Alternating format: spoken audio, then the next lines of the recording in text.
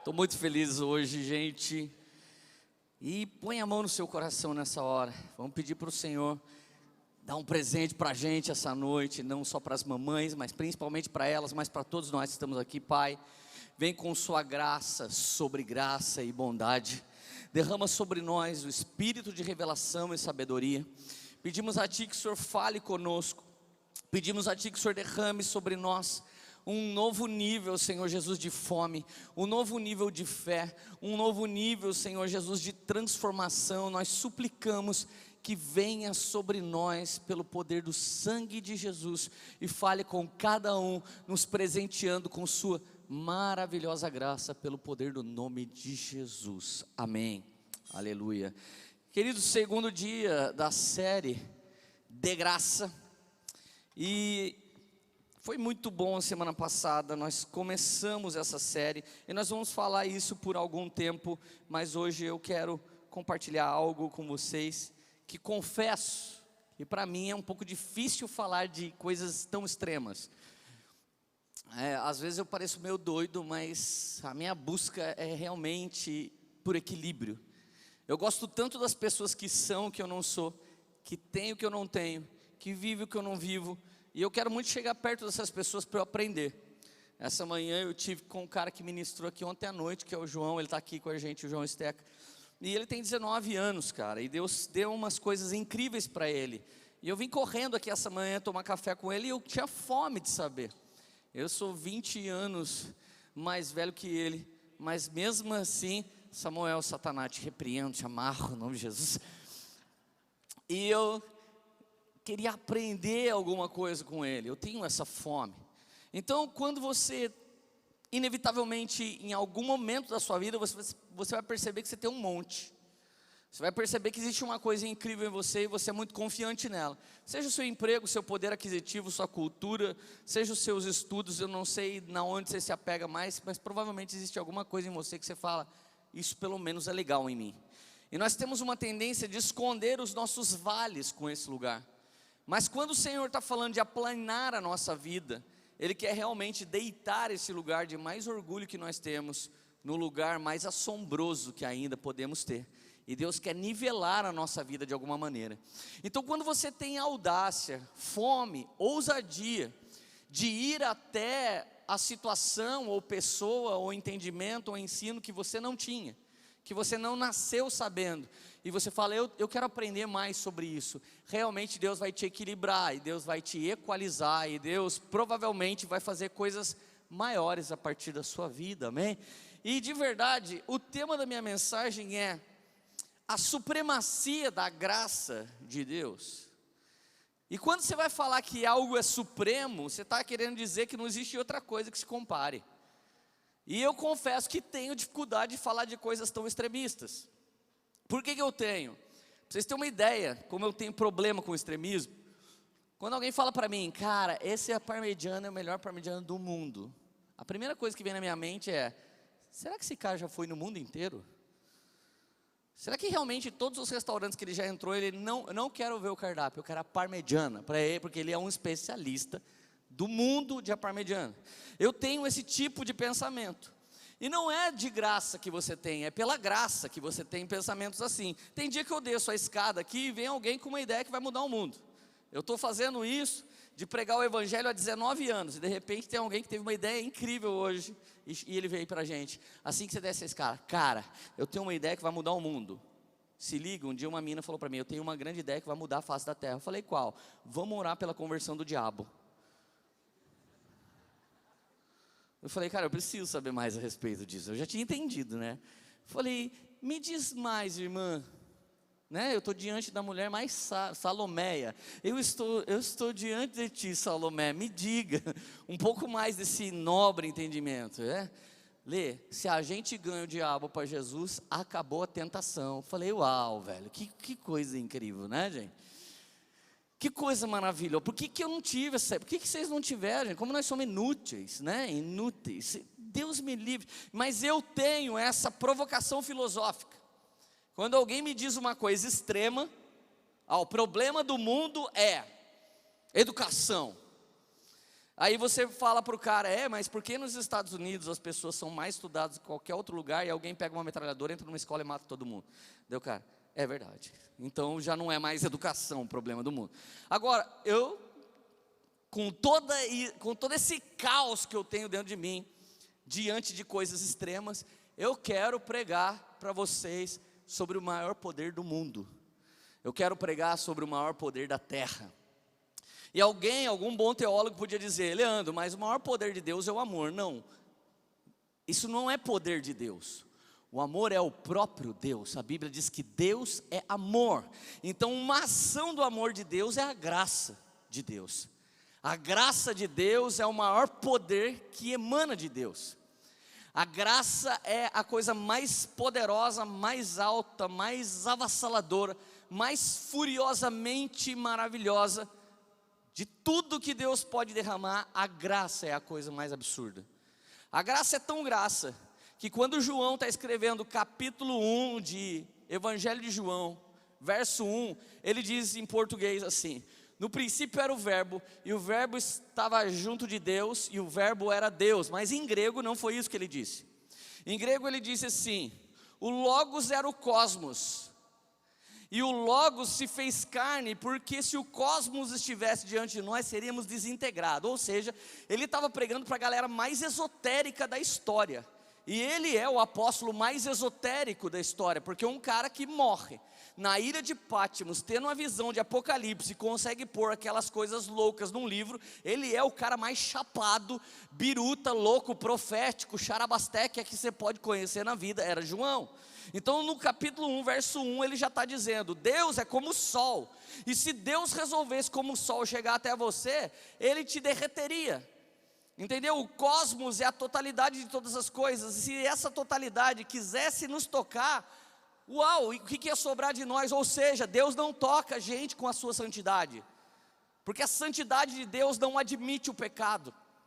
Deus não toca a gente com sua justiça, porque se Deus tocasse a gente com sua justiça, todos seríamos condenados, porque diante de Deus somos todos injustos. Então como Deus resolveu nos tocar?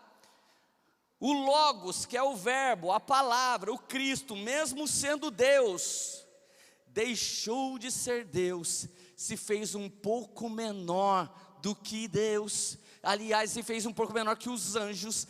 Ele simplesmente se tornou carne, virou um de nós, e não feliz em ser igual a um de nós, ele resolveu ser servo de todos. Ou seja, esse é o escândalo da graça de Deus, o próprio cosmos se fazendo Logos, para que por meio de sua miserabilidade encarnada, nós os miseráveis recebêssemos graça sobre graça por meio do seu sacrifício. Amém? Consegue imaginar essa cena? Isso é muito Matrix, velho. Não tem Vingadores que consiga descrever o que eu acabei de falar. Então olha só, a graça é o maior poder de todos. Não existe nada mais poderoso que a graça. O momento ímpar do teatro é o momento que a mãe vem e fala: filho, você não precisa fugir, eu já te perdoei. Graça. O momento mais maravilhoso que você lembra da sua casa, houve graça. O momento em que você se rendeu a Cristo foi quando você foi tocado pela graça. Você não se rendeu a Jesus em outro momento, foi quando a graça te tocou. A graça transpassa qualquer obstáculo e coloca em alta estima até mesmo a vida do mais miserável pecador. Em Lucas capítulo 15, eu tenho a audácia de dizer que é o capítulo dos desviados de toda a Bíblia, o capítulo que tem a totalidade das pessoas sem o Senhor, é Lucas capítulo 15. E quem é Lucas? Lucas é um médico, e Lucas é um doutor em grego, e Lucas é um jornalista. O Lucas detinha o grego koiné, é grego de Alexandre o Grande. É caras que, se você hoje votasse nele, ele virasse presidente do Brasil, a hora que ele fosse visitar o Trump, ele falaria em inglês. E se ele fosse visitar a Alemanha, ele falaria em alemão. Lucas era esse tipo de cara. Lucas escreveu Atos, e Lucas escreveu o Evangelho de Lucas, e destinou isso como um e-mail para o seu amigo chamado Teófilo.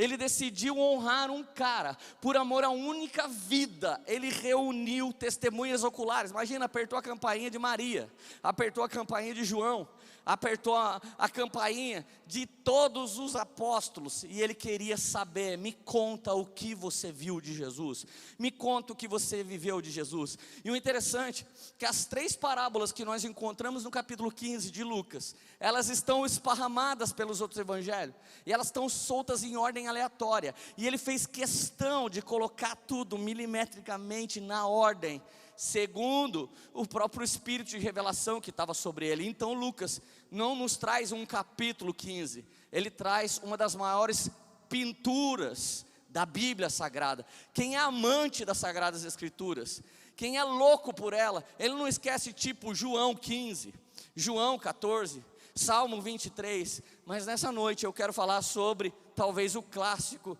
do livro de Lucas, chamado Lucas capítulo 15. E meus amigos, ter a ousadia de escrever isso naquela época era dar uma voadora na cara de fariseus e na cara de todo tipo de religioso, na cara de escribas. Por quê? Porque segundo as literaturas rabínicas e segundo os fariseus, o arrependimento é o início das coisas. E segundo capítulo 15 de Lucas, a graça é o início de todas as coisas. Irmãos, se arrependimento é o início de todas as coisas, você vai pregar mais sobre pecado do que sobre o poder de Deus. É por isso que eu não gosto de alguns posts e nem de algumas pregações de cara que dão mais poder para o diabo, para o pecado e para a acusação do que o poder que nos envolveu. A graça te visitou quando você nem ainda era convertido. A graça te deu livramento quando você nem conhecia o Senhor. O Senhor te perseguia quando você nem sabia quem Ele era. O Espírito de Deus gemia com gemidos inexprimíveis, intercedendo pela sua conversão, quando você nem sabia que o Espírito Santo existia. Então quando você entra na presença de Deus e se converte, parte do seu testemunho é: cara, como Deus deu tanto livramento para mim quando eu era aquele saramundengo terrível. Todos nós já falamos isso um dia. Ou seja, o início de tudo é Cristo, e o fim de tudo é Cristo, e a paixão de Cristo é o que nos toca como uma graça exuberante e abundante, e não há quem possa impedir a onda da graça de vir para cima de você. Algum dia você vai ser abraçado, algum dia você vai ser beijado, algum dia você vai ganhar um presente, algum dia você vai ganhar um folheto, algum dia você vai ganhar uma palavra, e algum dia você vai falar: por que você está fazendo isso? E você não vai ter explicação do porquê que aquela pessoa está te amando, e a verdade é que ela está te amando porque a graça está explodindo dentro dela, e a graça é o amor que tudo corrói. Ela entra e começa a derrubar a ira, ela entra e começa a derrubar o ódio, ela entra e começa a curar. Tem crentinho chatinho, cheio de trauma, que chega ranzinza na igreja, mas à medida que as ondas de graça vão tocando, ele vai ele vai sendo transformado, ele vai se tornando mais parecido com Jesus. No início ele não entende porque que a gente pergunta: vocês estão felizes? Mas com o tempo ele entende que felicidade não está ligado ao meu sentimento. Felicidade está ligado aos propósitos de Deus na minha vida. A alegria do Senhor é a nossa força. Então eu posso hoje estar de luto, estar triste, mas eu continuo feliz. Por quê? Porque felicidade tem a ver com salvação. Davi era o maior worshiper da história. Não houve ninguém com mais views no YouTube do que Davi. Ele não tem nenhuma música gravada lá, mas se tivesse ele ralava todo mundo.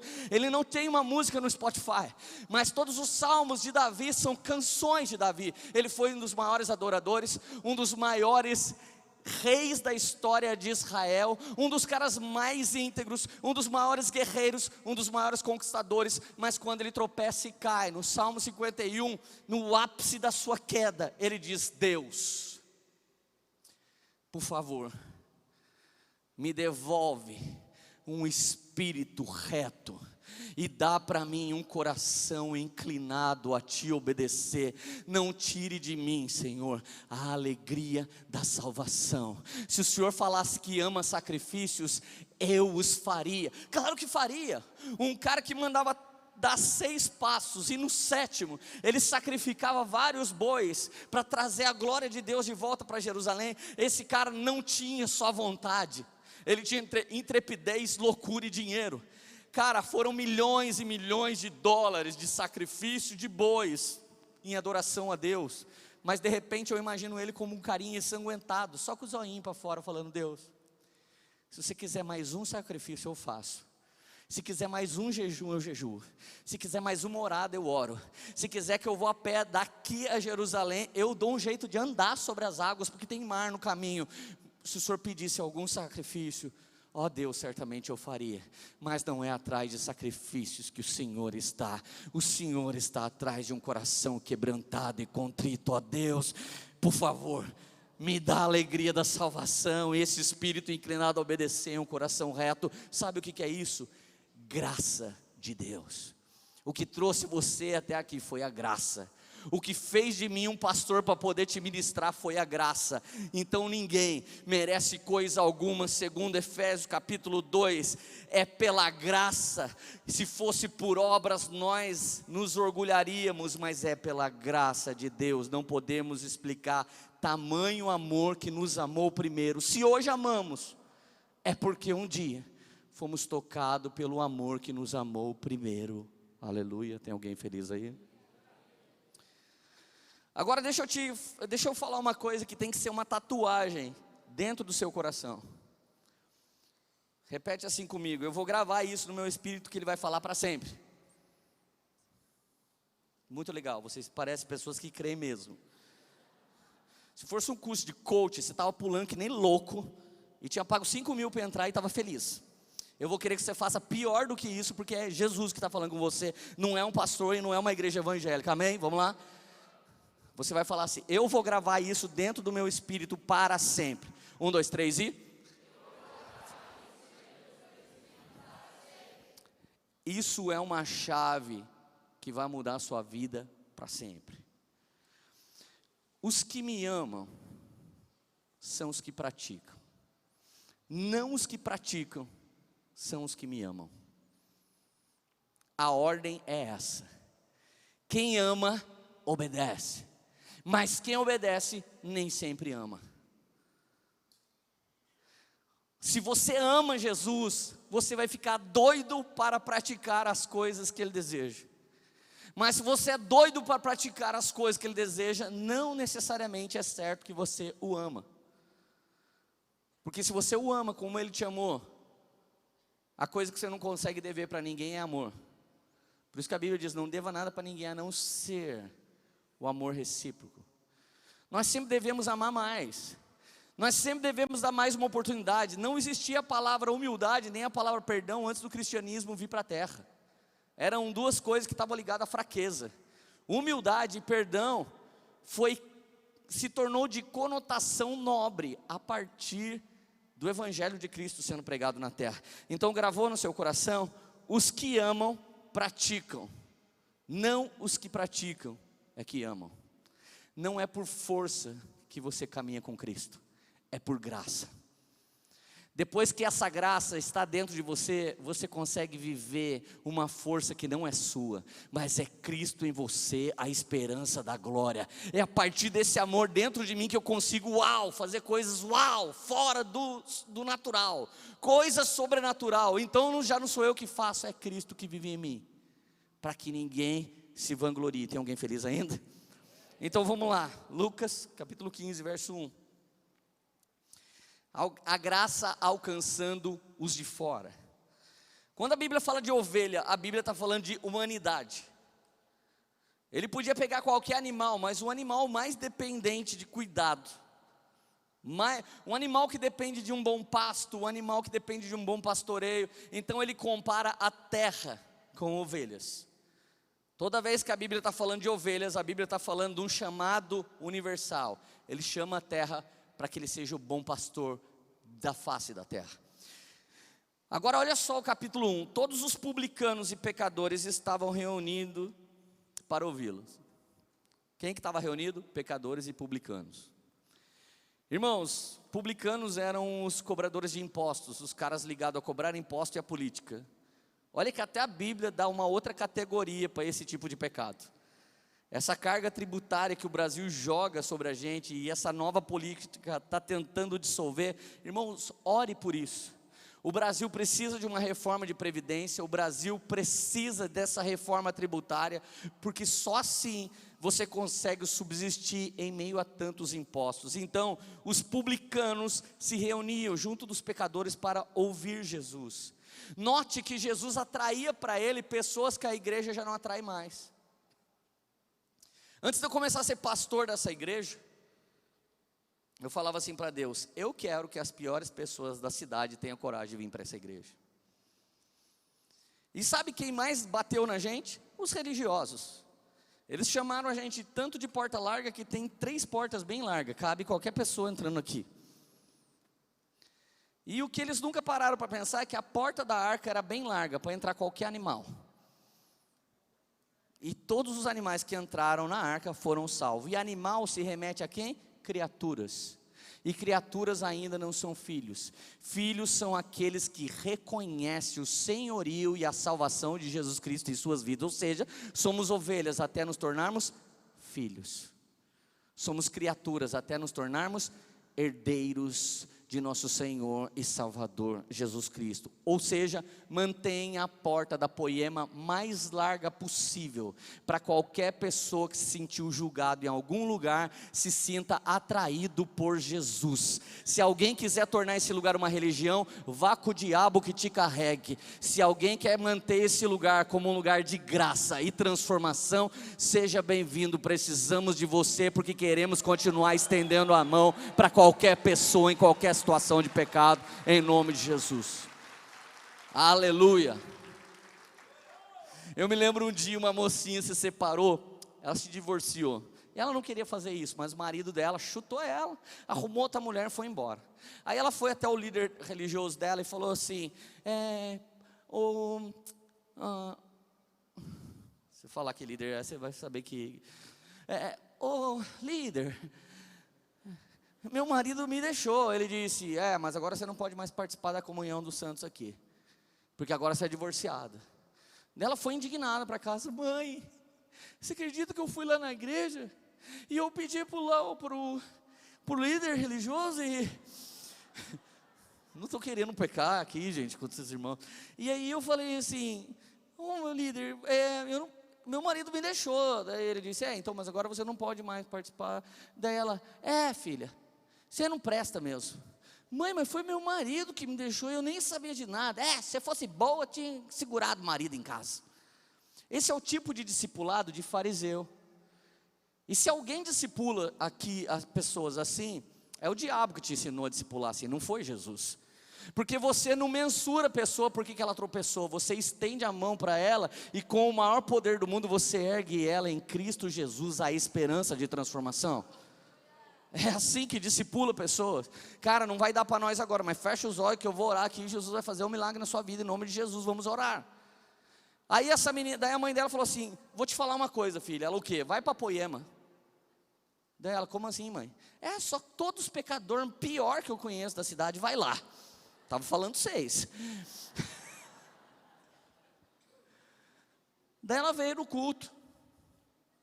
Aí ela chegou no culto, foi muito tocada. No final da ministração ela veio chorando: pastor, aconteceu uma coisa comigo. Eu fui na missa.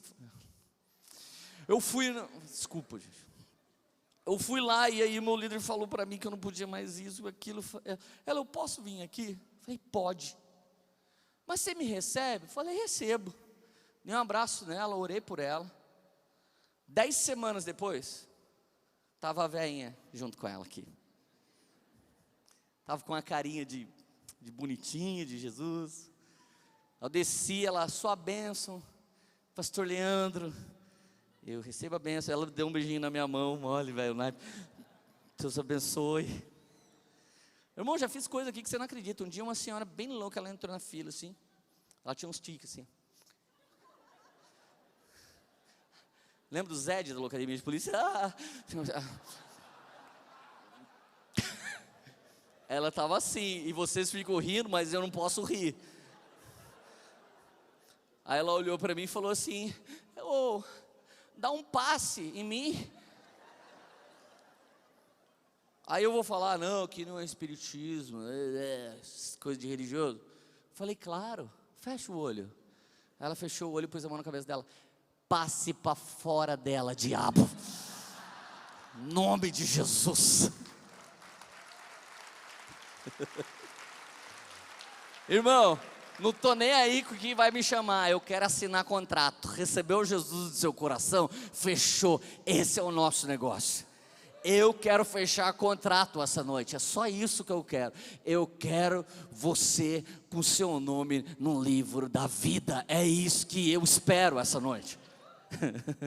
Então eu não estou nem aí, pode falar o que quiser, pode fazer o que quiser. Mas essa senhora falou, por 10 semanas essa menina está sendo tão transformada que eu quis vir aqui também. Você me recebe aqui também, ó. E ó, perdão, viu, Leandro? Falei mal de você. Eu falei, ai, todo domingo alguém fala isso, fica tranquilo. Eu já estou acostumado. Agora, se eu passo por isso, você imagina Jesus. Fariseus e escribas estavam lá para criticar. Então Jesus resolveu fazer, sabe o que, irmãos? Lucas capítulo 1, verso 7. Todos os publicanos e pecadores estavam reunidos para ouvi-lo, mas os fariseus e mestres da lei o criticavam. A única pessoa que não consegue amar a graça de Deus são os hipócritas religiosos, que acham que alguém tem que fazer alguma coisa para merecer ser de Deus, para merecer ser de Jesus. Agora olha o versículo 3. Então Jesus lhes contou esta parábola. Essa é a primeira de 3 parábolas. Qual de vocês que possuindo 100 ovelhas, perdendo uma, não deixa 99 no campo e vai atrás da ovelha perdida até encontrá-la? E quando a encontra, coloca alegremente nos ombros e vai para casa. Ao chegar, reúne seus vizinhos, amigos e diz: alegrem-se comigo, pois encontrei a minha ovelha perdida. Olha o verso 7. Aqui mostra o real desejo de Jesus ensinar as pessoas que estavam ao redor dele. Versículo 7, ele conta a parábola. Pode ou não ser uma história real, mas é uma história de cunho daquele momento. Hoje ele usaria Netflix, hoje ele usaria Instagram, alguma coisa para que você entendesse o contexto. Ele não usou 100 ovelhas na época à toa. 100 ovelhas não era, você não tem ideia do que é 100 ovelhas. Você tem ideia do que é ter um negócio, você tem ideia do que é trabalhar na Vox, você tem ideia do que é se formar em direito, mas você não tem ideia do que é ter 100 ovelhas. 100 ovelhas no contexto da época era ser alguém muito rico. E se você tinha 100 ovelhas, era muito rico, e uma única ovelha saísse, você não ia ficar guardando 99 falando: ah, beleza, eu perdi só um, não é nada, é só umzinho. Não, você não ia se preocupar com isso, você ia se preocupar com o quê? Eu vou guardar essas 99 que estão bem aqui e vou atrás daquela única. Então Jesus começa ensinando sobre a perda de uma única unidade. Jesus começa nos ensinando sobre a perda de 1%. Pode não parecer nada, morreu alguém da sua família, mas era alguém que você amava. Irmãos, essa igreja é grande, nem sempre eu consigo falar com todo mundo, mas se você senta sempre mais ou menos no mesmo lugar, eu sempre vejo que você está por aí. Eu sempre dou uma olhada e penso comigo: nossa, tinha um irmão que ficava por aqui, cadê ele? Por mais que eu não saiba seu nome, normalmente eu sei que você está aqui. E quando alguém me procura: eu não sei se você me conhece, eu estou aqui um tempo, sei onde a pessoa senta. Porque cada pessoa tem um grande valor real. Então ele diz: quem de vocês, investidores, homens de negócios, você que tem um sheep business, você tem as ovelhinhas, perde só uma, para ver se você não vai atrás. Tem day trade que perde 1% e já vai atrás que nem louco, e ele quase perde 10 mil num dia, porque ele não quer perder 1% de ação que caiu da Petrobras. Jesus sabia com quem ele estava falando. Qual de vocês não deixa e vai atrás de uma? Então todo mundo foi tocado. Se é um ente querido, você vai atrás.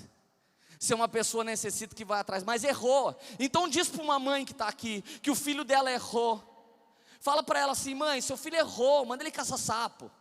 É perigoso ser apanhar dessa mãe, porque aquele filho pode estar aprontando, mas ela não consegue deixar de ser mãe, ele não consegue deixar de ser pai. Às vezes o irmão pede a cabeça daquela pessoa, mas você não consegue. Então Jesus está ensinando a preciosidade, o valor de uma única ovelha, que para nós parece insignificante, mas ele mexeu no bolso de homens que estavam ouvindo. Verso 7 ele diz: eu lhes digo da mesma forma, haverá mais alegria no céu por um pecador que se arrepende, do que por 99 justos que não precisam arrepender-se. Gente, se você ora, adora, e traz as suas ofertas, e vai no GC, você não coloca tanta alegria no coração de Deus, quanto no dia que você falou, eu não quero mais viver no pecado, eu quero Jesus. O dia que você disse, eu não quero mais viver no pecado, eu quero viver com Jesus, você estremeceu o céu. A Bíblia diz, quando um pecador se arrepende, sabe aquilo que o Espírito Santo já te convenceu, é errado, não é de Deus, Deus não tem isso para você.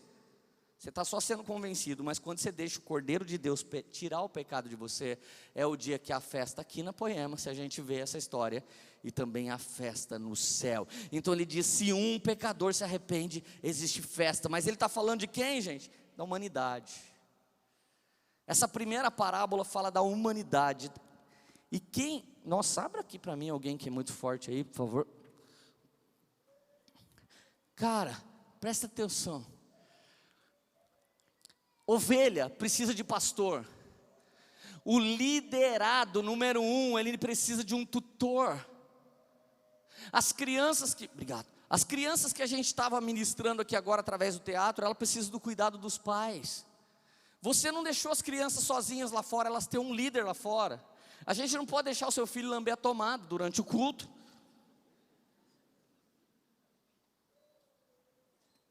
Pode ser que ele tenha desejos diferentes das outras pessoas, está na moda agora. E ele pode falar, eu quero lamber a tomada, pastor, seu fascista, marxista, evangeliquista, me deixa lamber a tomada. Pode ser que tenha pessoas assim. E como tutor, você conduz esse pequenininho. Então essa parábola não está falando de filhos, essa parábola não está falando de convertidos, essa palavra está falando de um mundo que precisa ser arrebanhado. Essa palavra está falando de ovelhas, elas não sabem nem para que elas existem, mas o bom pastor vai sempre deixar e ir atrás. Eu quero te dizer, nessa parábola, não existe porque a ovelha se desviou.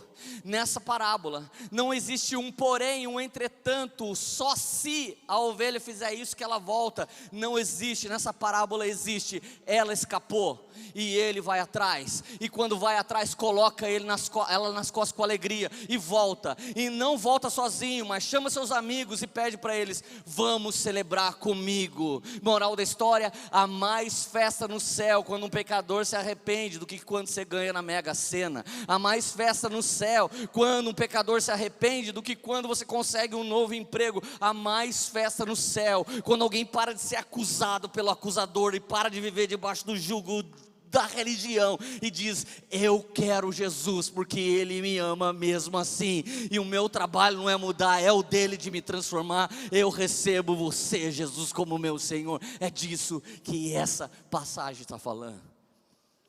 E quem que alguém vai falar um porém contra Lucas? Pode falar contra a minha pregação, mas contra a parábola não consegue.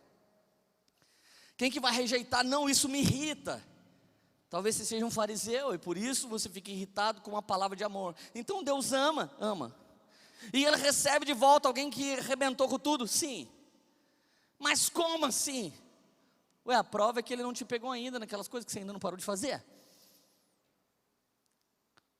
A prova é que aquela mãe que estava aqui, ela também precisava da graça de Deus, tanto quanto o filho dela naquele teatro.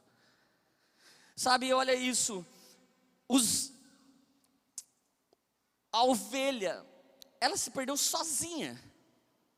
E às vezes a gente bota um jugo nessas pessoas. Ele se perdeu sozinho. Você começou a fumar sozinho, irmão, para você.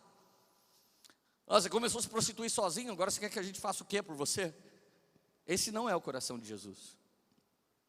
O coração de Jesus é, não importa o que você ainda vive, nem o caminho tortuoso, nós vamos te pegar e nós vamos trazer você para a presença de Deus. Quem não faria isso? Jesus está desafiando os homens ao redor. Quem de vocês não faria isso?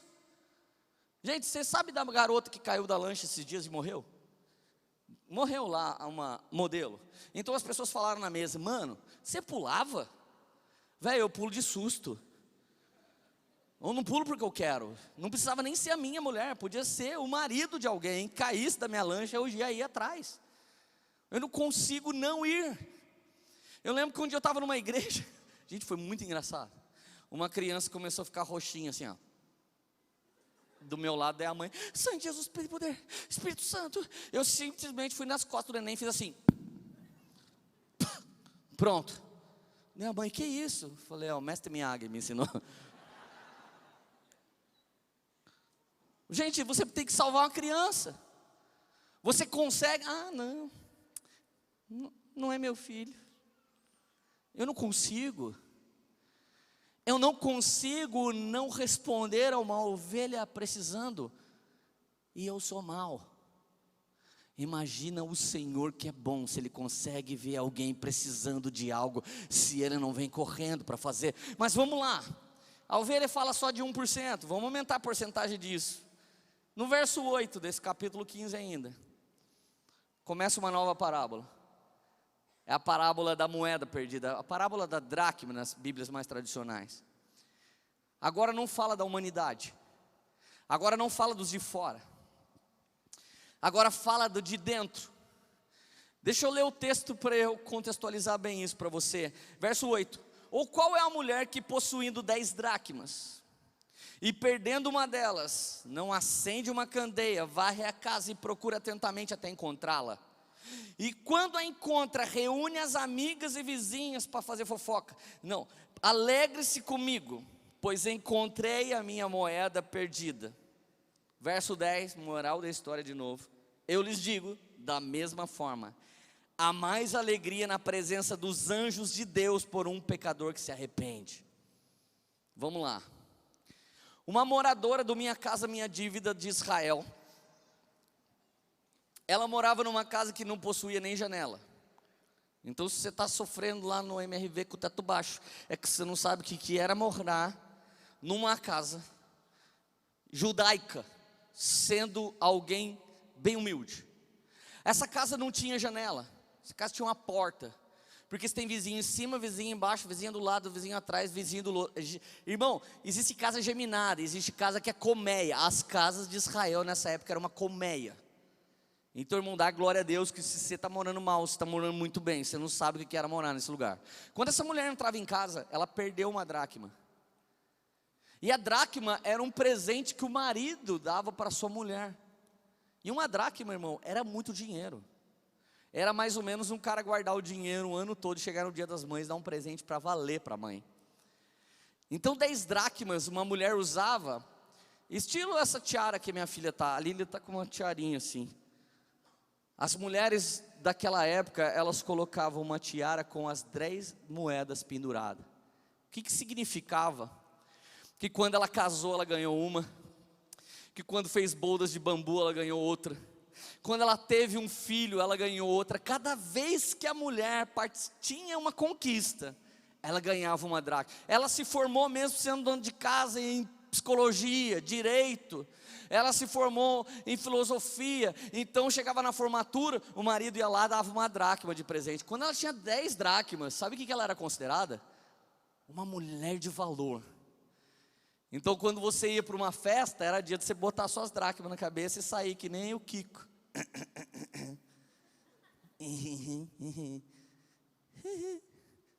E todo mundo falava, uau, essa é uma mulher de 10 dracmas. Sabe, é mais ou menos o uau que todo mundo está escrevendo no Instagram hoje. Essa minha mãe, está todo mundo postando uma foto. Mulher incrível, passou por isso, passou por aquilo. Quantas mulheres perdoou o marido e recebeu o filho de volta, e o filho foi preso e ela foi visitar. Isso falava de valor, e de repente essa mulher perde uma das 10. A gente sendo brasileiro já tem medo de gato preto, sexta-feira 13, passar embaixo da escada, quebrar o espelho. Imagina perder uma dracma. Perder uma dracma, os crentes religiosos que te viu passar na prova e não te ajudou, já fala o quê? Deve estar traindo o marido no store. Primeiro que store é loja, story é história. Entendeu?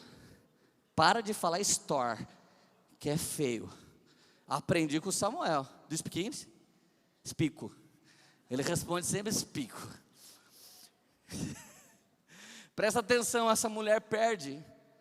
Ela entra em casa em pânico. E sabe onde ela perdeu, gente? Não foi no clube do Tupperware. Não foi na hidroginástica, zumba aquática. Ela perdeu em casa. Mulher na Bíblia tem um apontamento profético, sabe para quem? Para a igreja. E a verdade é que cada vez que a igreja frutifica algo, o Senhor libera uma dracma sobre essa igreja. E sabe o que fala de perder uma dracma? É perder alguém aqui dentro mesmo. Ovelhas fala dos perdidos lá fora, mas dracma perdida fala de alguém que está perdido na igreja. Talvez você é filho de crente, cara, filho de pastor, e sua vida foi ver coisas tão erradas que você cresceu perdido dentro da igreja. É o perdido inside.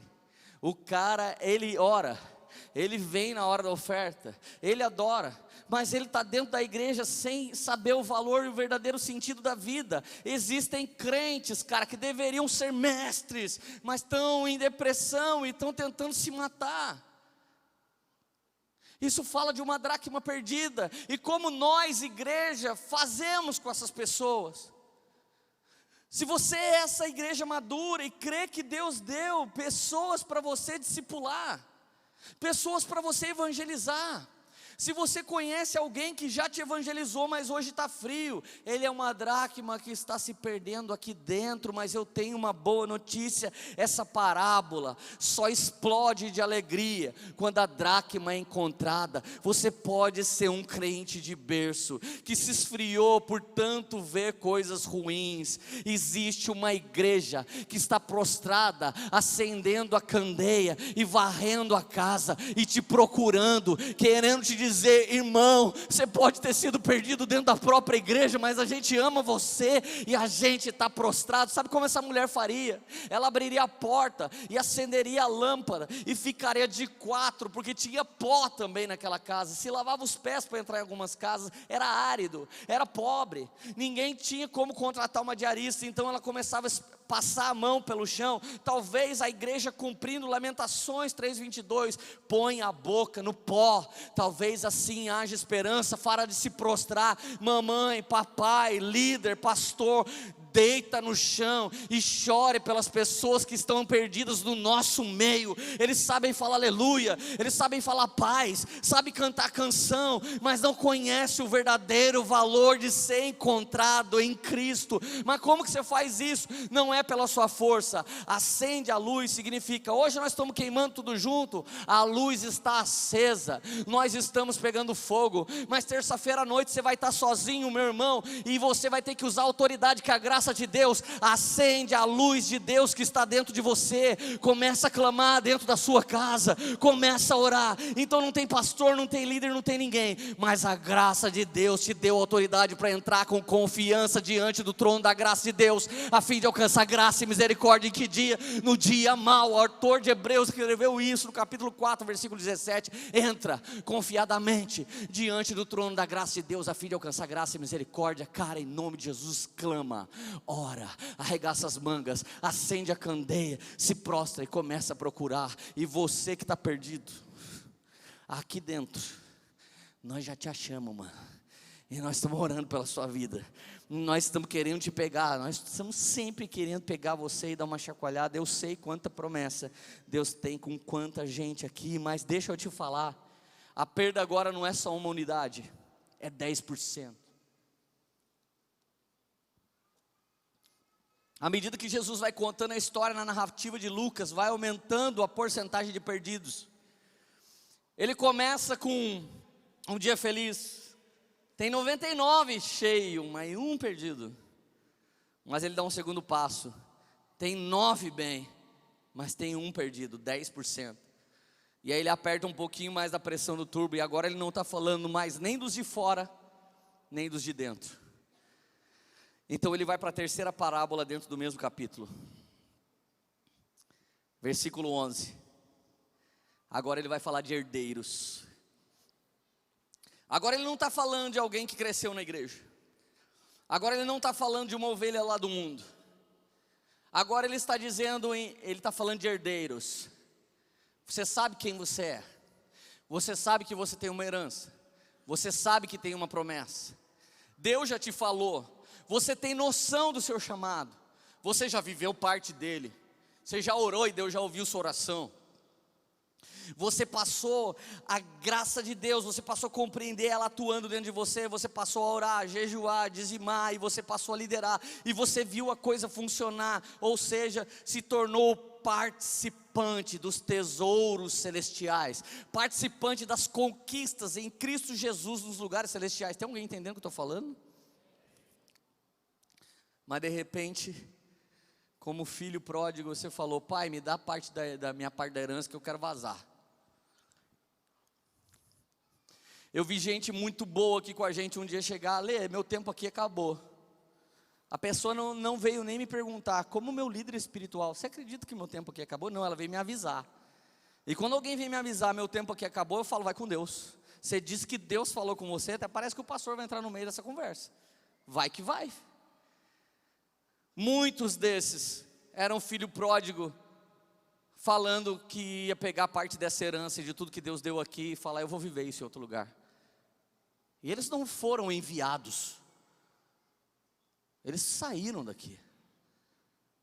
Uma maneira de você sair de um lugar é se esse lugar não te alimenta mais espiritualmente. Sai mesmo.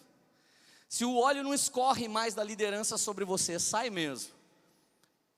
Mas sair sem a obediência dos propósitos de Deus é ser um filho pródigo que fala: eu quero minha parte da herança. Gente, pensa na afronta que esse cara cometeu. Imagina eu chegar para o Zé Barbeiro, meu pai: pai, vende a casa que você tem na Desembargador e dá para mim 2/3, eu sou o primogênito, então eu me dou melhor. Não esquece que a gente é judeu espiritual, pai, tá? Então, pela lógica, 2/3 é meu, o resto dos meus irmãos divide 1/3. Que top ser primogênito, algum dia tem que ser bom, nesse dia. Só que eu falo agora: Zé, Cida, vende a casa lá, vai morar em algum lugar que eu quero parte da minha herança, que eu não estou nem aí. Gente, você não pede herança para um pai vivo. Você pega a herança quando seu pai bate as botas. O filho pródigo foi lá e falou: pai, eu quero parte da minha herança. E o pior, o filho pródigo era o menor, ele pegou 1/3. Ele pegou 1/3, irmão, saiu. E ele era aqui, morava aqui em Taubaté, ali perto do Dalla Rosa, para trás do Belém, ali indo para, sabe? Ali para a Cidade de Deus, ali, mais ou menos por ali. Aí ele chega em São Paulo, cheio da grana, falando: bonitinho, tadinho. Quando ele ia para o centro, falava: eu vou para a cidade. Imagina esse cara chegar em São Paulo, irmão, cheio do dinheiro, chega de Hilux. Primeira coisa que ele fez foi na Toyota, na Charles Schneider, comprou uma Hilux e falou: vou torrar, vou zoar, eu quero é ver o oco. Aí ele foi. Chegou lá, mano, já caiu na Paulista, já caiu na Augusta, e a galera começou a ver que ele não falava entendendo. Não era paulistano. Não estou entendendo, não estou compreendendo. Ele começava a falar assim: ah, eu vim andando, falando, correndo. Ridículo o jeito que o taubatiano fala, né, velho? E a gente ainda fala: eu sou taubatiano. Ah, misericórdia.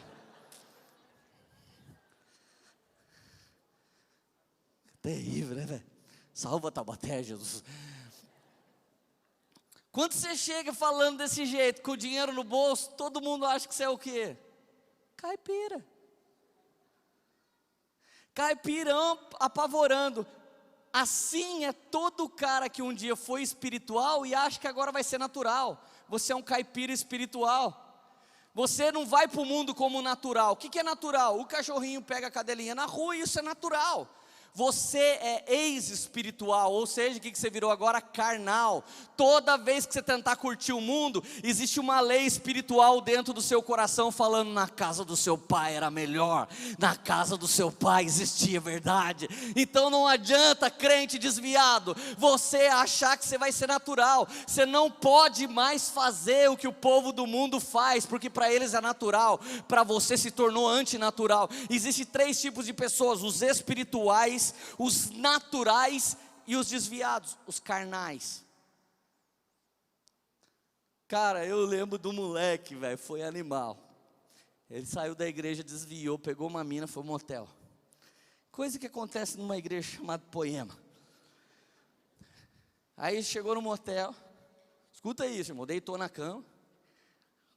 Parecia que era lua de mel, mas não tinha casado. De repente, ele não aguentava. Todo esse relato foi do cara para mim. De repente, ele não aguentava mais a vontade, né? Ele foi dar uma olhada no buraco da fechadura, enquanto ela tomava banho. A mina vai tomar banho, diz ele que quando ela põe o sabonete aqui no sovaco, começa a tomar, ela começa assim: se você já pensou em desistir, tenha fé e não pare de sorrir. Você vai ver que... Aí ele falou: mano, não é possível. Ele levantou e falou: mano, não estou vendo isso. Ele foi de novo, ela estava naquela parte: vou seguir os passos de Jesus. Ele pulou do outro lado da cama, pau, se vestiu e ficou assim. Aí quando ela sai do banheiro, ela: oi, você é crente? Ela: sou. Ele: paz do Senhor, mano. Aí ele fala: irmã, veste tudo a roupa agora e vamos embora. Dela: como assim? Mano, vamos para a igreja. Você é crente, eu também. Se eu fingiu que não era, eu também. Você imagina se o arrebatamento da igreja for agora? Mano, sabe quem me contou? O cara junto com ela domingo aqui. Os dois estavam desviados. Mas eles não conseguiam, por mais que a vontade da carne falava, eles não conseguiam ser carnais, porque um dia eles foram tocados por Deus. Então a Bíblia diz que esse moleque, esse filho pródigo, ele torrou tudo, ele pirou o cabeção, ficou bem louco, mas de repente tem um versículo maravilhoso que diz assim, verso 17, caindo em si. Irmão, desviar é insanidade espiritual. Você já sabe quem é Jesus. Você já sabe quem é Deus. Cair em si é tipo: mano, o que eu estava fazendo? Onde é que eu estava com a cabeça? Então ele começa a ver os porcos comendo comida de porco. E ele começa a desejar ser um porco. Você entende que ele fica para trás do nível da humanidade. A humanidade para Deus é ovelha, e ele queria ser um porco. Você sabe que a sua mente de herdeiro perdeu completamente a herança na esbórnia. Então agora a sua mente só pode calcular: qualquer porcaria é melhor do que a vida que eu vivo. Quem é o filho pródigo? É um imaturo que depois de herdar tudo no Senhor, acredita que a vida no rolê lá fora é tão boa quanto a vida na casa do Pai. Esse perdido, irmão, é o perdido que, se voltar, no outro dia já está cantando. Se voltar, no outro dia já está liderando. É um homem de Deus, tem promessa. E não é por causa de boas obras que você faz, é por causa da promessa e de quem prometeu. Ou seja, porque dele, por ele, para ele são todas as coisas. Deus restaura sim, e restaura muito rápido. Alguém que foi do Senhor, Satanás, tira minha garganta. Alguém que foi do Senhor e negociou. Leandro, como você pode dizer isso? Está na parábola, eu não estou inventando nada. Quando ele cai em si, ele diz: eu vou voltar para a casa do meu pai, porque até mesmo os servos são mais bem tratados. Olha, eu me porei a caminho, verso 18, voltarei para meu pai. Olha que lindo, ele ainda chamava o pai dele do quê? Meu pai. Irmão, você pode fazer tudo, mas não esquece quem é Abba. Não esquece quem é Jesus.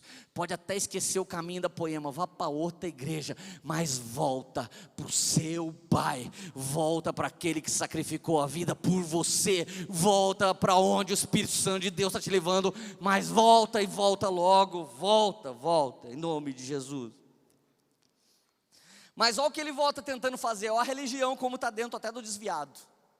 Pequei contra o céu, ele veio ensaiando. Pequei contra o céu, pequei contra ti, já não sou digno de ser chamado seu filho. Irmão, para de se humilhar.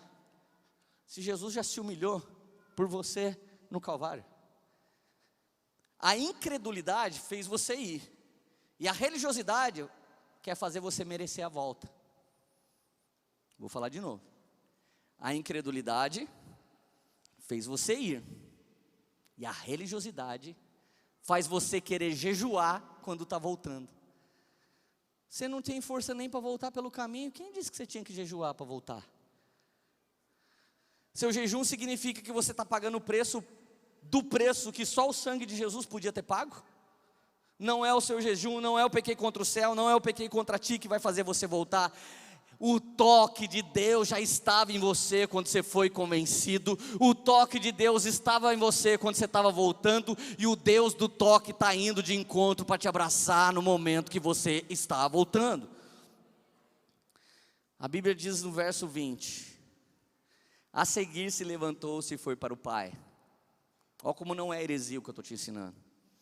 Estando ainda longe, seu pai o viu, cheio de compaixão, correu para o seu filho e o abraçou e o beijou. O filho disse: pai, pequei contra o céu, pequei contra ti, não sou digno de ser chamado seu filho. Mas o pai disse aos servos: depressa, tragam a melhor roupa, vistam nele, coloquem um anel e coloquem o calçado em seus pés. A tríplice honra foi dado a ele no momento que ele pôs os pés para dentro de volta. Revestidos de vestes novas, com calçados que te mantêm no caminho, e com um anel que fala da aliança que o pai tem com você. Quanto tempo ele ficou de banco? Quanto tempo ele ficou em quarentena espiritual da UTI da igreja evangélica? Levaram ele para o controle de zoonose para ele parar de ser uma ovelha que pula cerca?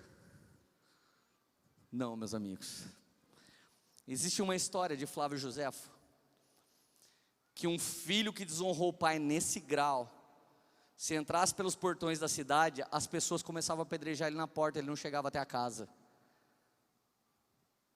Se o pai ia todos os dias, e todos os meses, e não sei quantos anos essa história continha, mas se todos os dias ele olhava para o horizonte, com esperança da volta do filho, ele estava pronto em todo o tempo para te receber. O perdão não vem na hora que você está pedindo perdão, o arrependimento não vem na hora que você se arrepende. O arrependimento, o perdão e a graça estão todos prontos desde o dia que Jesus morreu e ressuscitou. Querendo pedir perdão, ele está lá; não querendo pedir perdão, ele está lá, tudo te aguardando. Basta você cair em si, que o Espírito já está te tocando, já está te trazendo, e Deus já está trabalhando, e tudo isso vem pela graça, é dom de Deus, e não vem de você, não vem de mim, vem do Senhor Deus Todo-Poderoso.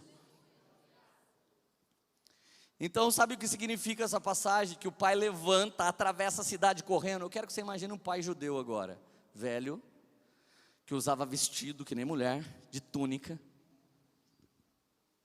Ele dá aquela puxada. Como você corre de vestido? Correu de vestido, se atirou ao pescoço do filho. Peguei contra o Senhor, o pai beijando. Eu peguei contra ti, o pai abraçando. E o pai naquela hora já tinha revestido o filho. Enquanto ele entrava pelos portões da cidade que o acusava, ele já dizia para os servos: preparem uma festa. Que festa? A festa que acontece na terra é a mesma festa que acontece no céu, quando o pecador se arrepende. Este meu filho estava morto e voltou a reviver. Pegue o novilho cevado, mate o novilho e vamos fazer uma festa. Enquanto isso, agora nós chegamos na história em que 50% da perda aconteceu. Ele tinha 2 filhos, um se perdeu. Mas a perda não para por aí. A pior pessoa que precisa ser salva dessa história não é a ovelha, nem a moeda, e nem o filho que fugiu. É o filho hipócrita que ficou. A Bíblia diz que enquanto o Xandão cantava: eu creio e verei a glória de Deus. Enquanto ele cantava, alguém que queria ser o líder do louvor. Você sabe como o Xandão chegou aqui? Esse que estava cantando na adoração. Um dia ele estava sentado na cadeira, bêbado. Falei: ô mano, você é guitarrista, né? Sou. Vem tocar aqui comigo. Não, não posso. Deus não ia querer. Falei: marvado, beudo. Termo usado somente na cidade de Taubaté, beudo. Falei, bêbado e religioso. Eu fui querer saber a teologia dele, né? Por que você não pode subir aqui? Tá louco? Tô bêbado. Eu falei, mas o que tem? Eu também bebo. Dele, sério? Eu falei, vinho novo que desce do céu. Dele, legal. Eu falei, sobe aqui, mano. Não posso. Mano, eu não tô pronto. Até ele já veio com o kit dentro. Ainda não é o tempo. Tempo de fubá, tempo de cheirar, tempo de zoar, tempo de transar, mas não é tempo de Deus. Parabéns, Satanás. Falei assim, Xandão, sobe aqui. Dele, não, mano. Falei, no Antigo Testamento, se um homem viesse na condição que você está, Deus matava ele. Dele, então. Falei, é isso que eu quero que aconteça. Dele, como assim? Se você subir aqui, o fogo que matava no Antigo Testamento, mata a natureza adâmica no Novo Testamento. Sobe aqui, porque a hora que o fogo de Deus pegar, você careteia. Dele, sério, velho? Falei, sério. Falei, outra, fique tranquilo. Se você for para o inferno porque você subiu, eu vou junto, porque trouxe você aqui para cima. Põe na minha conta. Então demorou. Ele veio aqui com essas pedaleiras aqui dele. Começou a tocar. De repente o Espírito de Deus veio sobre ele. Ele caiu com a guitarra de cara nos pedais. E quando ele levantou, ele nunca mais foi um bêbado e ele nunca mais foi um drogado.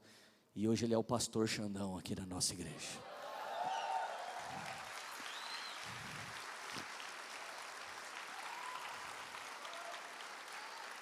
Agora não leva mal essa fala, vai ser uma fala de pai para filho. Então não tem mais ninguém aqui, só eu e você. Você pode aplaudir essa história, mas talvez você não possa vivê-la. Porque a sua religião não te dá coragem de fazer isso. Você tem medo dos pecadores. Você tem medo da galera queimar o seu filme.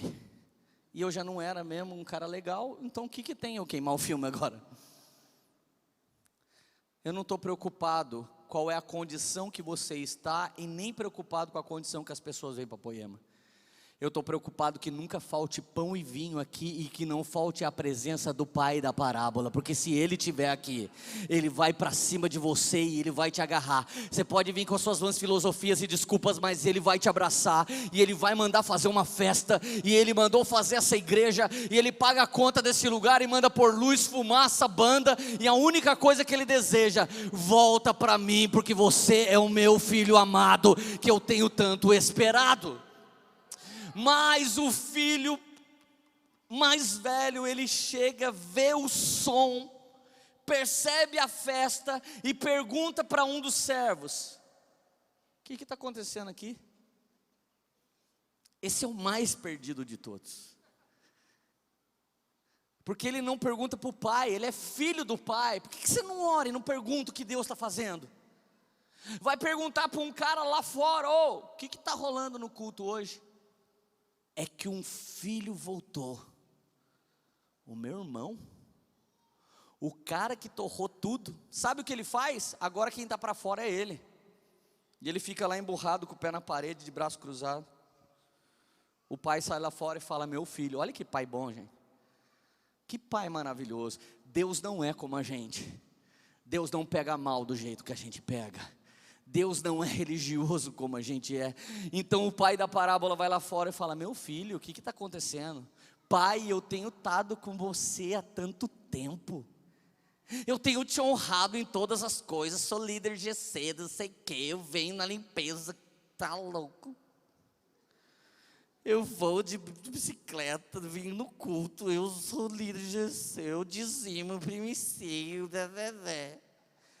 E você fica dando moral para esse cara que ferrou nosso GC, nossa igreja, nossa casa, gastou nossa herança com bêbado, prostituta, zoeira. Ô pai, você nunca deu um cabrito para mim, comemorar com os meus amigos, e agora você mata o novilho gordo para esse cara. Ele diz: meu filho, seu irmão estava perdido, ele estava morto e reviveu. Nós não deveríamos comemorar a volta dele. Então agora, era 2 filhos perdidos, isso fala de 100%. E essa é a realidade de todos nós que estamos aqui hoje. Não há um homem ou uma mulher aqui, ou na internet, ou no podcast, justo. Não há. E a garantia da graça é que não há um justo fora dela. E não há justo fora de Cristo, ou seja, não somos justos, fomos justificados. Então foi por causa dele, e é nele, e é por ele. Então não é por causa de mim, não é por causa de você. Ou você é uma ovelha, ou você é uma dracma, ou você é o filho que saiu, ou você é o filho que está dentro. O único jeito de você não ser um desses 4 personagens é ter nascido de novo em Cristo Jesus. Então talvez você seja o pastor que corre atrás, ou talvez você seja a mulher que esteja varrendo, ou talvez você seja o pai que está esperando, ou os vizinhos e amigos que celebram a festa. A verdade é, ou você está dando trabalho, ou você está fazendo a festa. Quem é você? Eu quero que você tenha o seguinte coração: o dia que você vê um dos assassinos famosos na rua, eu quero que você vá de encontro com eles e dê um abraço e dê um beijo e diga que você ama a vida deles. Eu quero que nessa saidinha do Dia das Mães você vá para cima das pessoas que saíram. Não fica fazendo post, a Suzana estava não tem mãe, saiu na saidinha da mãe. Você devia amar a vida dela, porque eu e você, sem Cristo, somos tão perdidos quanto qualquer perdido da face da terra. Ou seja, fim da história. Vocês estão felizes ainda? Romanos 3:23, olha que lindo. Todos nós pecamos e destituídos estamos da glória de Deus. Todos, é todos. Do pastor Leandro até você. Todos. E agora? A má notícia é, as pessoas sabem só um pouco de toda a ruindade que é verdade sobre nós. Quando alguém falar mal de você, irmão, fala assim para ele: você não sabe nem a metade. Pode falar. Está falando mal de mim? Não, você não sabe nem a metade. Senta aqui que eu vou contar tudo agora. Eu me lembro um dia que um moleque chegou aqui e falou: pastor, vou embora da igreja. Eu falei: por quê? Porque eu fiquei doente e ninguém me visitou. Eu acho que tinha que ter um ministério de visitar quem está doente. Falei: por que você não abre esse ministério aqui? Eu aceito. Dele: sério? Falei: mano, você vai embora porque a Poema tem esse problema? Ele é. Falei: então senta aqui que você vai embora mesmo hoje. Contei mais 80 problemas que estavam rolando aquela semana. Falei: mano, tem gente que vem aqui nem dizima nunca, a gente nem consegue pagar a conta direito, você acredita? Falei: mano, queria assalariar outros pastores, mas não tem como, né? Cara, eu queria que as pessoas visitassem todo mundo que vem aqui, mas não tenho gente suficiente. E tem mais, tem dia que falta alguém para cuidar das crianças. Meu Deus, a gente bota gente que nem cuida das crianças para cuidar das crianças. E quando falta alguém do louvor? E quando estoura as cordas do baixo, 150 pau só as cordas do baixo, bicho de Deus, você não acredita? E aquela câmera para fazer online, mano de Deus, pagamos 15 pau na câmera. Estamos pagando até a volta de Cristo, em prestações suaves. Velho dele: sério, pastor? Eu falei: espera aí que eu não terminei. E contei tudo. Quando eu terminei, eu falei: mano, ora para mim que eu vou desviar.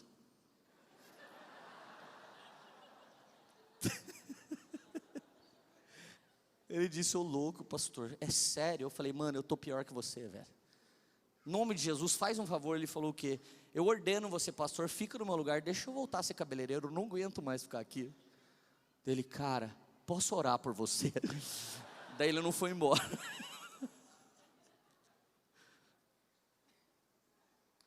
Repete comigo: todos pecamos, estamos destituídos da glória de Deus. Mas eu tenho uma grande notícia. Não, agora sou eu. Obrigado por quem continua repetindo, vocês são gentis. Tem gente chata que não repete nem a primeira vez, vocês são top. Se quiser continuar repetindo até o fim a pregação, eu deixo. Fala assim: tem uma boa notícia. Também existe Romanos 5:8. Eu vou ler para vocês. Lembra? Todos pecamos, estamos destituídos da glória de Deus. Mas Deus demonstra seu amor por nós. Cristo morreu em nosso favor quando ainda éramos pecadores. No dia mais imprestável da sua vida, Ele estava te amando, porque não há nada que você possa fazer que faça Ele te amar mais. Ou seja, a condenação está para Adão, mas a salvação e a graça está em Cristo Jesus. Quem é que habita e atua em você, querido? E o último, repete comigo: meu futuro é o máximo. Não, vai, cara, se fosse o Tony Robbins, você ia falar, meu futuro, vai. Fala, meu futuro é o máximo. Aleluia. Aleluia. Gálatas 2:20. Eu fui crucificado com Cristo. Assim já não sou eu mais que vive, mas é Cristo que vive em mim. A vida que eu agora vivo, não sou eu que vivo, mas vivo no Filho de Deus pela fé. Tudo que Jesus venceu é seu. Tudo que Jesus venceu está sobre você. Tudo que Ele conquistou na cruz do Calvário está sobre a sua vida. Agora, a perda pode ser de 1% das ovelhas, 10% da dracma, 100% dos filhos. O cunho da minha pregação não é sobre pecado ou perdição, mas é sobre a supremacia do sacrifício de Cristo na cruz do Calvário. Ele morreu, Ele pagou. Não há nada mais que você possa fazer para Ele fazer algo por você. Não, gente, você precisa entender o que eu estou falando. Não há nada que você possa fazer para que você receba essa salvação, nada. A Bíblia diz que o querer ou efetuar é o Espírito dentro de você. Você está com vontade de se render a Cristo, é o Espírito dentro de você. Você veio parar na igreja, foi o Espírito dentro de você. Dá vontade de pedir perdão para as pessoas, é o Espírito dentro de você. Então, se Ele habita em você, já não é mais você que vive, então. Mas eu ainda peco, Leandro, é que você ainda está numa embalagem que não foi transformada. Mas quando ela virar um corpo glorioso, não haverá mais lágrimas, não haverá mais choro. Você não vai mais pecar, você não vai mais errar, e você não vai adoecer, e você não vai ter problema. Meu irmão, entenda, fecha os teus olhos. O sacrifício de Jesus é suficiente. A graça de Deus é suficiente. A graça de Deus é tão maravilhosa, porque tudo que a Bíblia no Antigo Testamento condenava, o Espírito Santo no Novo Testamento te ajuda a cumprir. Nessa noite é uma noite de Santa Ceia. E segundo a graça de Deus, nem batizado você precisa ser para ceiar. Não sei quem inventou isso. A nossa Bíblia diz: eis que eu estou à porta e bato. Se Jesus está batendo na porta do seu coração e você abrir, Ele ceia com você e você ceia com Ele. A Bíblia diz para você ceiar e celebrar a morte e ressurreição de Cristo no Calvário, ou seja, a explosão da compaixão e da paixão de Cristo pela sua vida. Quem come do meu corpo e bebe do meu sangue tem vida. Se você acha que por causa do pecado você não pode ceiar, Leandro, mas não tem um versículo que diz que aquele que come indignamente come para a própria condenação? Mas espera aí, você já está indo para o inferno, você vai mais para dentro? Como é que é? Você vai mais para dentro do caldeirão? Não é você nunca que vai conseguir parar de fumar, beber, cheirar e trair, fazer coisas assim, mas é Cristo em você. Não anule o sacrifício de Jesus, Ele é perfeito e pleno. Você não está aqui porque Ele viu algo bom em você. Você está aqui porque Jesus deu toda a bondade por você. Você não está aqui porque você é fruto da oração de alguém. Você está aqui porque pela misericórdia de Deus, Deus colocou você no coração de alguém, e esse alguém orou pelo poder do Espírito Santo. E você não vai receber salvação essa noite. A salvação está liberada há 2000 anos para você. Você não vai receber um toque do Leandro Barreto ou da Poema. O toque que você está recebendo é de Jesus. Então nós temos 4 tipos de pessoas que precisam responder ao apelo essa noite aqui. as ovelhas, você era criatura, nunca conheceu Jesus, mas o bom pastor invadiu esse mundo, te atraiu até aqui. Você é muito bem-vindo, você é parte de nós. Nós estávamos esperando por você. Segundo apelo, você que é um homem de Deus, uma mulher de Deus, mas se sente perdido na casa de Deus, se sente perdido no meio da obra de Deus. A igreja está prostrada, com a luz acesa, varrendo, te procurando. Você que é ex-líder, ex-pastor, ex-usado por Deus, nós precisamos, como igreja, de 10 dracmas na cabeça, para a gente se mostrar como uma igreja que frutifica realmente para a glória do nosso amado. Terceiro apelo, você que negociou os dons do Senhor, a herança do Senhor para viver a sua vida, o seu prazer. Isso fala de gente poderosa. Isso fala de gente que liderou alguma coisa de Deus por seu prazer, para a sua fama, para a sua ganância. Isso fala até de talvez um líder gospel incrível que pega o dinheiro das coisas gospel e gasta com sua futilidade de vida. Um filho pródigo é alguém que tinha muito de Deus e resolveu gastar o muito de Deus com o seu próprio prazer. Tem pastores que viraram bruxos em suas igrejas. Ele manda, ele dá a bênção, ele diz quem sai, ele diz quem entra, ele dá a bênção para alguém para outra cidade para não ir, e amaldiçoa quem sai. Esses homens são filhos pródigos que precisam voltar. Usaram o poder de Deus para o seu prazer. Meu último apelo, talvez é para você que quando vê alguém, já começa a desacreditar. Não acredito na conversão daquele homem. Eu não sinto de Deus que Deus vai trazer alguém de volta. Leandro, se você foi traído por alguém ministerialmente, entregue ele para o diabo, Leandro. Não, nós queremos de volta todos os nossos sobrinhos Lós que escaparam daqui, porque é com Abraão que ele funciona, a gente vai atrás. Nunca tenha o desprazer de ficar para fora da festa quando o pecador se arrepende. Talvez você não entenda quando alguém vem para frente se render a Jesus, mas irmão, se você entendesse, você tinha que vibrar mais do que no jogo do Corinthians no Itaquerão, seu corintiano. Você tinha que vibrar mais do que o Brasil quando colocar 7-1 em cima da Alemanha. Você tinha que vibrar mais quando você recebe uma promoção no seu trabalho. Então, em nome de Jesus, eu não quero ninguém essa noite sendo acusado pelo inimigo, ele dizendo que você não pode cear. Sem comer de Cristo e beber de Cristo você não tem vida. Ou seja, nessa ceia, cara, nessa ceia, minha irmã e meu irmão, eu repreendo qualquer acusação que vem contra você, para que você não ceie. E assim como eu disse para o Xandão, vem aqui que Deus vai fazer. Eu estou te dizendo, ainda que você não tenha nem batizado, vem ceiar essa noite, porque Jesus quer fazer algo dentro de você. Ele vai entrar dentro de você, vai cear com você e você vai cear com Ele. Então, se você crê na palavra que eu estou falando, sai do seu lugar, vem pegar a ceia e volta para o seu lugar. Não coma nem beba ainda, mas vamos celebrar juntos essa ceia.